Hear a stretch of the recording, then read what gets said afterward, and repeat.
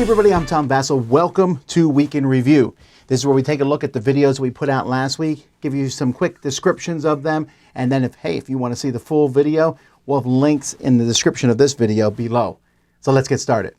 Hey everybody, I'm Z Garcia. Here's what I reviewed last week. I reviewed Monster Pit, which I gave a 5 out of 10 to. It's a cooperative game with very lush illustrations, but I find it to be very clunky. I think the rule book is a little lacking, a little imprecise. There's a lot of rules in there that I thought could have been streamlined, could have been cleaned up, and the whole thing has quite a reach, but doesn't quite achieve what it's going for, in my opinion. And again, I found it to be a game that gets in its own way in many ways. So, 5 for that one. I reviewed Wizards of the Grimoire, which I gave a 6.5 to. This is a card game with a lot of abilities. I tend to love that, but I find the game to be a little tit for tat. It's every move and the game overall is so well balanced that it feels like everything you are doing, your opponent will immediately undo or gain an even amount of points, and so you end up winning by death of 1,000 pecks, and it ends up kind of evening out in the end. It leads to that feeling of, did I really outplay you, or did I just get lucky with maybe squeezing out 1 point here, 1 point there? The game is well made, and I had some issues with the production of the game, but the gameplay is interesting. I just found it to be a little too balanced, too tight, and therefore leads to monotony in the gameplay. I reviewed After Us, which I gave a 6.5 to as well. I find it to be a gorgeous looking game, but it is incredibly solitary. It is a game that is one of the most soulless games I've played in a long time, and while I would not say no to playing it again, putting my head down and enjoying some of the puzzles it offers, it is a game I did not find myself finding any moments of levity within, and so it doesn't quite inspire me in any meaningful way. And then lastly, I reviewed Raw, which I gave an 8.5 to. This is the new version of Raw from 25th Century Games. It is a gorgeous production. It is incredibly well made. It takes a classic, a proven classic by any measure, and adds some functionality that truly takes it over the top for me. It manages to, with its graphic design and some of its artwork, take something amazing and make it somehow a little bit better and clean it up.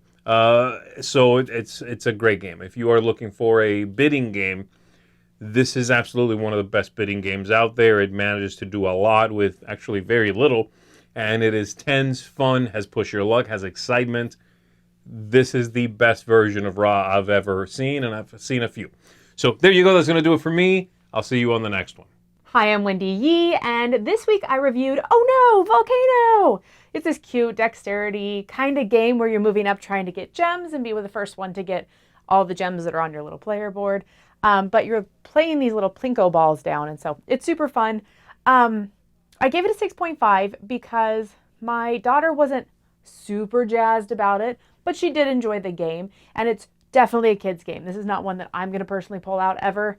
But I think that it was good. So 6.5, there you go. Hey everybody, these are the 3 games I reviewed this week. First off, I did Isso e Mayo. I think I got that name right, but it is a kind of a bidding game where you're kind of collecting everything from an estate, from a family member, and you're trying to collect different sets of things.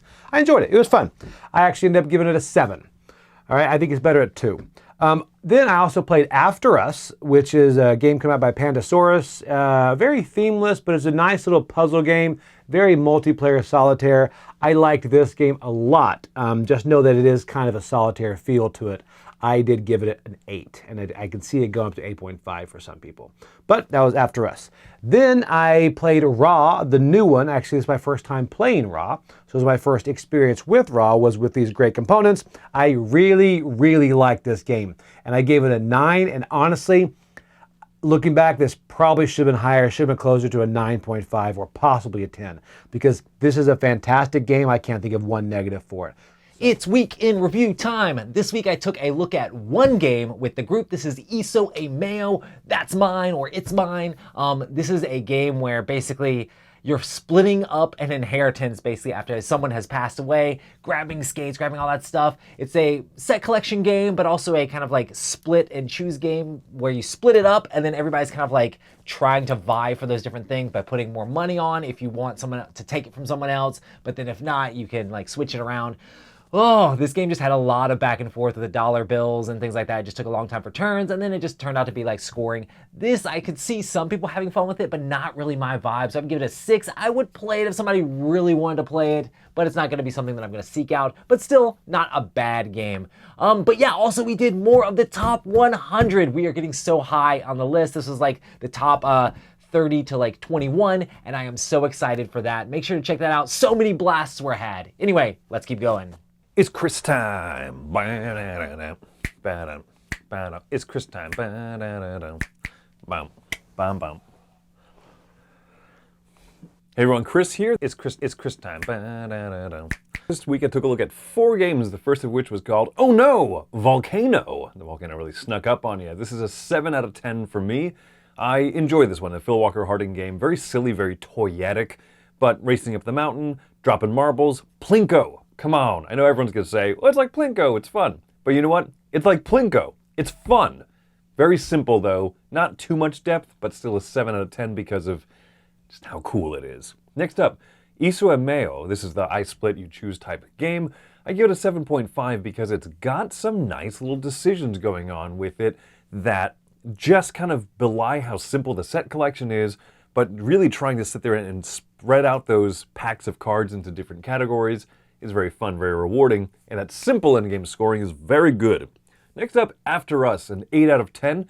I'm sure you're going to hear everybody say, very multiplayer solitaire. Well, that's because it's true, but this is a fun example of that.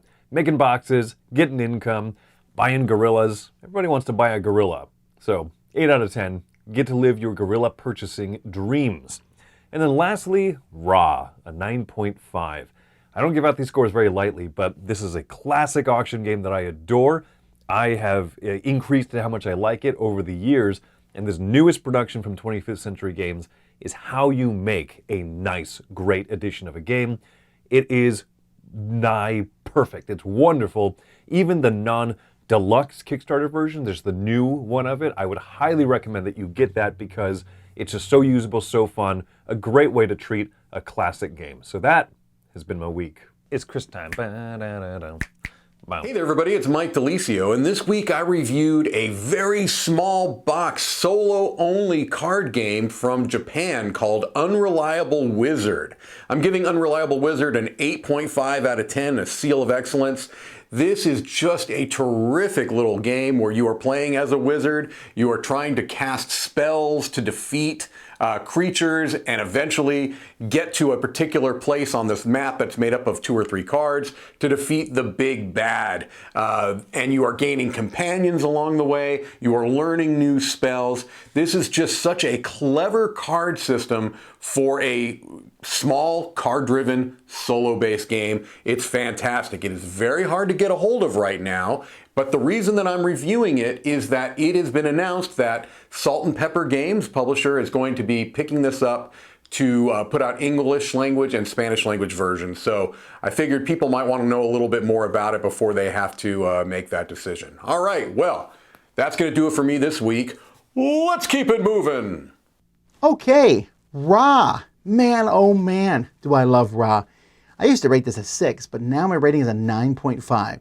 This is the 25th century version of it, but it is absolutely fantastic. Isso. This is a fight over Uncle Herbert's things. It's a little card game from Brazil that I enjoyed. That is a 7.5 for me. Oh No, Volcano. Oh No, Volcano is where you drop little balls down and try to knock different people off as they're climbing up the volcano. Silly fun. I give this one a 7, but for kids, because I think they're the ones who are going to enjoy it the most. After Us, what a neat game. You put 4 cards, rearrange them in front of you as quickly as you can. Terrific game. No interaction between players at all, practically. So that keeps you from saying it's amazing, but it's still really solid and gives you this rush.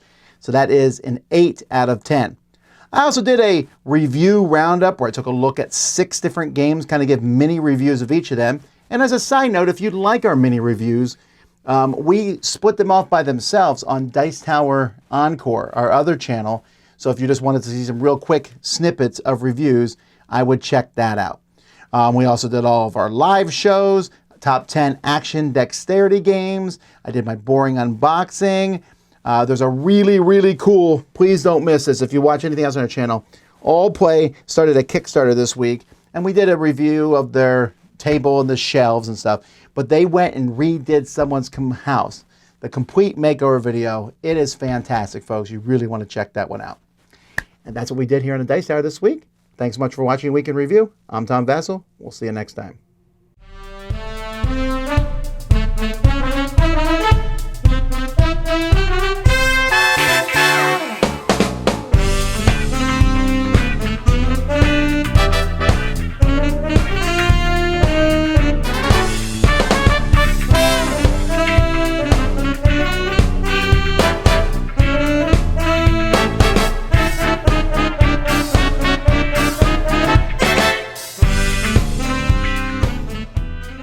So that is Raw, and those are 3 games I played this week.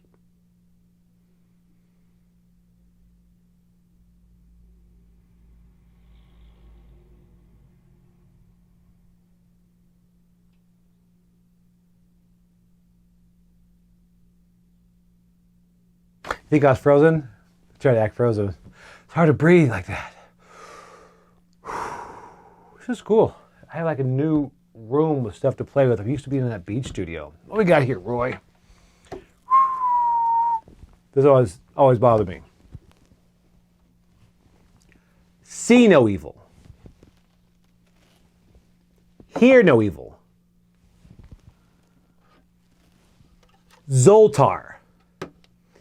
Listen, I know I'm new here at the studio, only been here like 5 months or so, but if you guys bought this as a set and you thought, looks good, just so you know, there should be a third monkey here.